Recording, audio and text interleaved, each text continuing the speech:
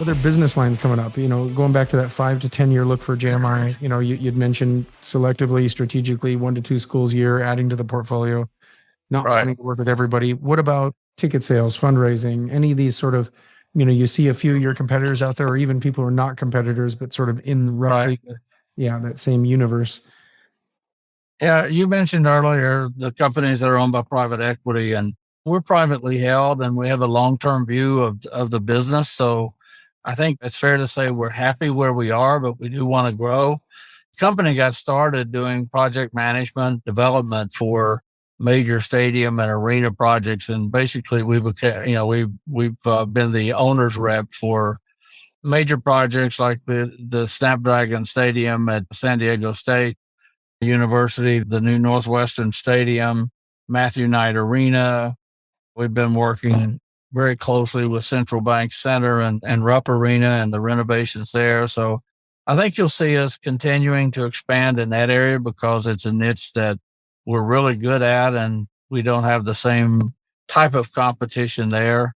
When it comes to some of the other things you mentioned, historically, we've been Switzerland on those, preferring rather than having a proprietary system or solution to take to the schools. We've tried to work with the schools in picking best in class partners and being very flexible in that. So if we were to expand in those areas, that would require a pretty good shift in our direction. I can't speak for Eric, so I wouldn't say it's impossible that we do that. But right now, we like being able to just be a good partner with the schools and give them choices and let them choose the best option that works for them. And then we work with those people and those partners, including some of our competitors that offer, different product lines than what we have. Right. And you've done that a few times, right? You've shared a few universities with competitors. Yeah. Any chance JMI is for sale or acquiring somebody and you want to break the news here? As I said, to the best of my knowledge, we are privately held and in it for the long haul. I guess everything's for sale at some point at a price, but there have been a lot of phone calls and people, wanting to talk to us and kick tires and do those things. And we just don't feel like this is the right time to even consider it. We love our partners. We like the business we're in, and we think we're positioned for a pretty good run. So, and Eric's young enough that he wants to do this for a long time. So right now I would say we're going to be unique in being one of the, being the only privately held company out there in the space among the bigger ones. And we like that position and suspect we'll stay there. All right. Well, we definitely sense a lot of change going on. I mean, market share shifting. There's just a lot of universities out there that aren't happy with their current setup. And, given the change just existing in collegiate athletics overall, it just feels like everything is, ripe for innovation, change, and that change is coming whether we like it or not. Any chance you're willing to go out on a limb and make a prediction there as far as how the multimedia rights place sorts itself out between you all, Learfield, Playfly, Van Wagner, all those major players?